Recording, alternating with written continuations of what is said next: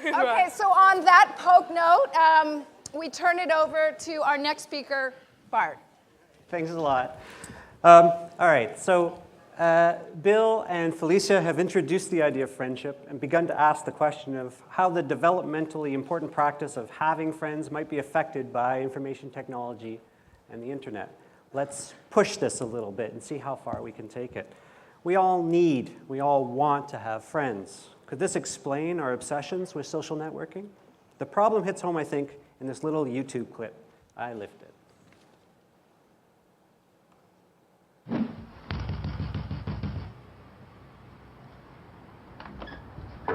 Hello? Poke! Edward Baxter! It's me, Todd from school! Oh. We sat next to each other in maths. We didn't get on, remember? Yeah. Do you want to be my friend? What? Do you want to be my friend, confirm or ignore? All right. Great. Where did we meet? You know where we met. Do you want to skip this step? We met at school. Okay, but how about if we say we met on an oil rig and we were lovers for 50 years? That's not true. It's a joke. It's like a really brilliant joke. Can I get confirmation on that, please? No. Can I get confirmation on that, please? No. Okay, are you in a relationship? I've got to. Is it complicated? It's complicated. Okay, well, what are you looking for? Friendship, dating, whatever you can get. Let's just say random play, because that could mean anything, like really, really kinky, horrible. What's he doing? He's writing on your wall. All right, Eddie, you dickhead. Everyone can see it. Okay, I've got some photos of you on our school trip to Paris, and you're in the bath and you're covered in urine and sick. And I've written a caption, and I'm like, nice one, Eddie. That was my puke and piss. And mine. Huh? Can I have those? Now that we're friends, I can show this to all your other friends, all your real friends in your proper life, like your friends from work and your potential girlfriends. Are you friends with your mum? Well, yeah, of course I am. Status update! Todd is poking Eddie's mum and he's showing her the picture of the puke and the piss. Anyone for Scrabble?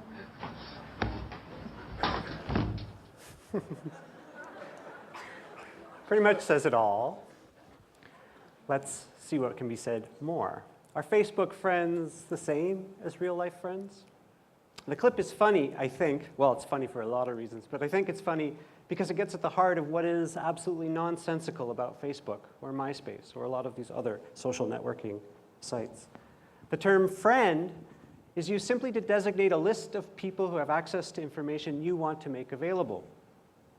It is effectively the equivalent of your address book, a simple list of all your contacts. Facebook friends are not friends, they are contacts, some of whom are friends, some are acquaintances, some are family, and some are even strangers.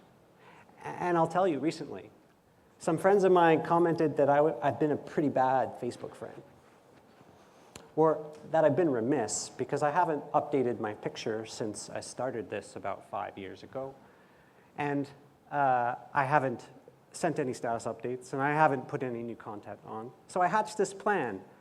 I went and I searched out all other Bart Simons on Facebook, and I asked them to be my friends, precisely for the purpose that my other friends would receive status updates from Bart Simons. So then my life could become a little more interesting than everybody had thought it had been up until then.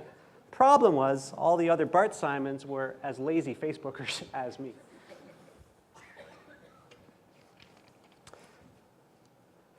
So many strangers or mere acquaintances in your friends list, and yet we may be led to believe that our relationship with these contacts is somehow more suggestive of the intimacy of friendship than mere knowledge of name, phone number, and address might suggest.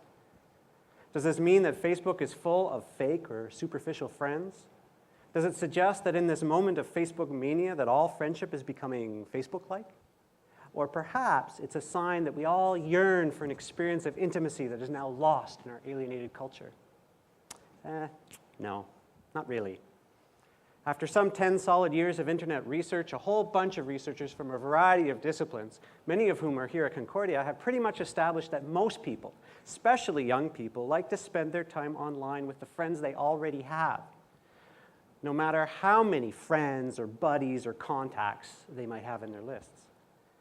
The picture that has been developing for some time, even before Facebook, is not of an ever-expanding set of superficial social relationships, but rather the intensification of existing relationships. Friendships become more intense on Facebook, not less. Have things really changed so much?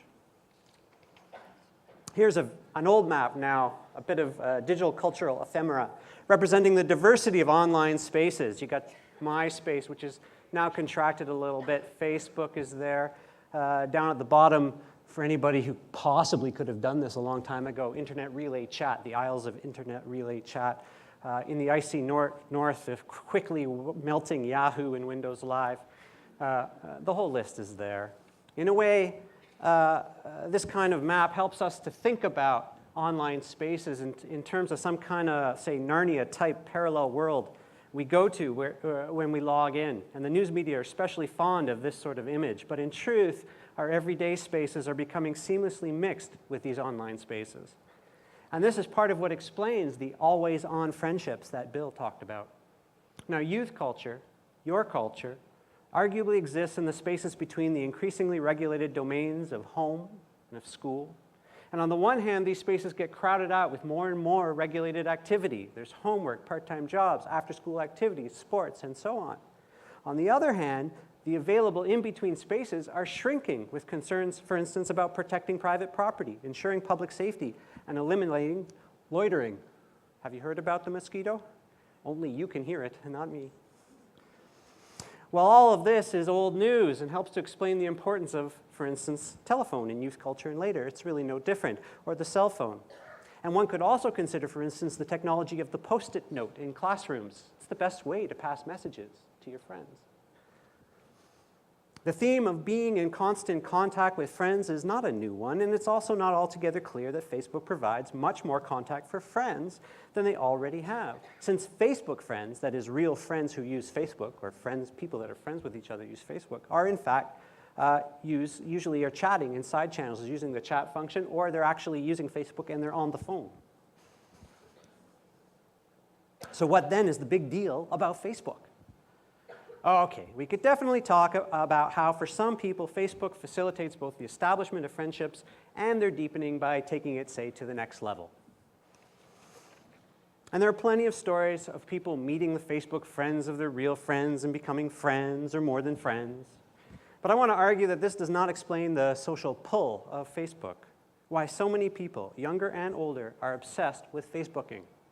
We don't go to Facebook to make new friends so much as we go to Facebook to have new things to talk about with your old friends.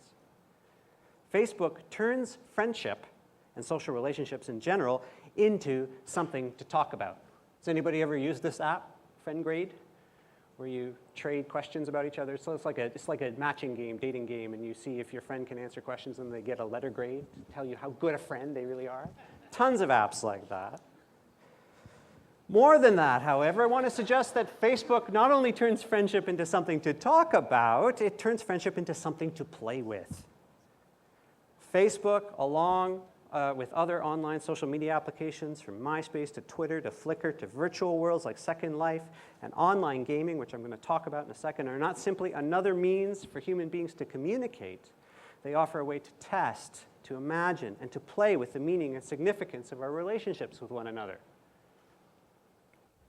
I think it is this ability to imagine, to test, and play that we are drawn to. A Facebook page is a giant what-if experiment in this sense. What if I looked like this? What if I liked this sort of stuff? What if I had him for a friend? But crucially, this experiment is not private, not a matter of introspective imagination like a diary or a mirror, but rather it is public and intersubjective. What makes Facebook interesting is that your what-if experiments have unanticipated repercussions inside the network. You simply never know what your feeds will tell you, so the whole thing becomes a collective experiment.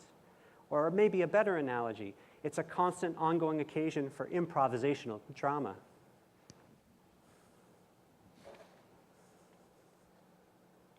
Turning down volume.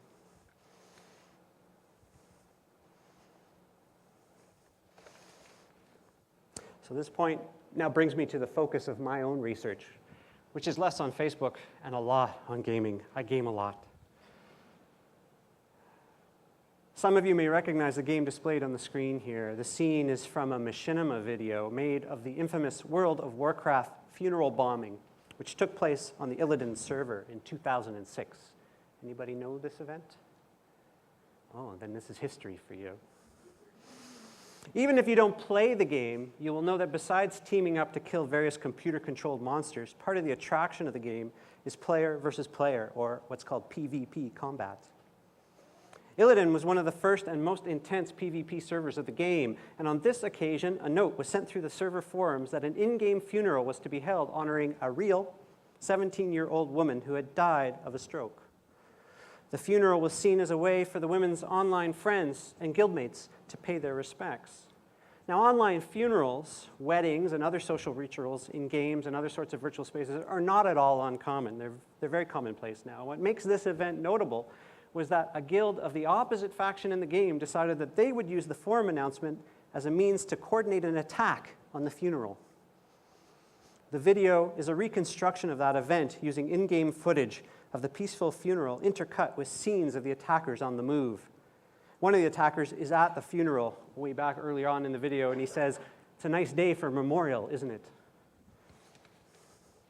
And he gives the order to begin the massacre, which you're now watching on screen, which it certainly turns out to be, because the funeral participants actually aren't wearing any armor, it being a funeral and all. And he also proceeds to attack the character of the woman who died, who was being played by a friend. Now, while the video is silent here, there's actually a fairly intense soundtrack in the background, and beyond what you can see, there is constant communication both during and after the event. Players in voice chat, group chat, private messaging, server-wide notices, online forum posts, and even phone calls and face-to-face conversation are all going on while this event is occurring.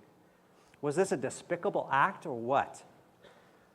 The whole event became a controversial flashpoint for many online gamers who argue that the games they play are more than just games, and that the trappings of the game, all that fighting and Tolkien-type fantasy, is really just a compelling medium for developing strong and meaningful social relationships. Because of this, gamers should recognize, along with non-gamers, the importance of a funeral timeout, so to speak. Other gamers disagree and suggest that World of Warcraft should never be seen as more than just a game. Anyone who thinks otherwise should just get a life. The game should never be used for something as serious as a funeral. The fighting you see on the screen behind me is good, I think, for trying to talk about what lies beneath the surface-level superficialities of digital spaces. There's an odd similarity between the seemingly random nonsense chatter in Twitter or on a Facebook wall and the near meaningless chaos of the battle behind me. To players and users, of course, the story is very different. The funeral you see is an effect of the dedicated organization, planning, and respect of one group of players, which is matched by a near similar level of group cohesion on the part of the attackers.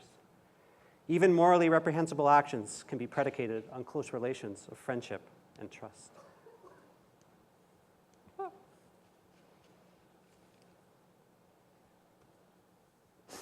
For gamers and other scholars of digital culture, the event is primarily about ethics and the ways in which players learn to get along, or not, in virtual worlds.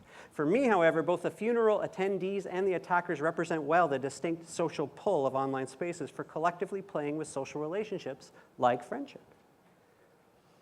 World of Warcraft and Facebook are compelling tools for tinkering with ideas about relationships. It is fun to kill fantasy monsters, and it is no less fun to populate one's Facebook page.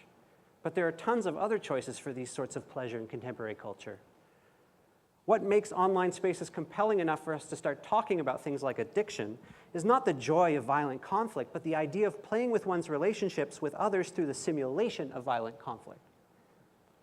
Where else, for instance, might one get away with a direct conversation about the meaning of honor, of trust, of respect, of fairness? These things happen on the World of Warcraft forums. In what ways would these values of friendship come up as a topic of everyday conversation? On the street, at home, in the school? When do you turn to your friend beside you and wonder, what does it mean to be a friend? Online spaces turn the topic of social relationships into something to talk about and play with. But different spaces do this differently. The World of Warcraft appears to us first as just a silly game and a frightening waste of time. But like most games, in school playgrounds, in sports, and in other contexts, there's important social work going on. The myth about gamers is this. But the situation is more like this.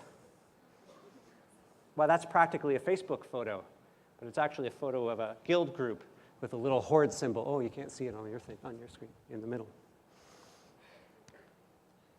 Facebook is the opposite. On the surface, it appears to be a social networking tool or even a surveillance tool for people to find out about each other's real lives. In fact, there's a whole lot of playing going on, and things are never quite as they seem. Both are forms of social drama, if you like. They give us something to talk about in a form that is both part of our everyday lives and distinct from those lives.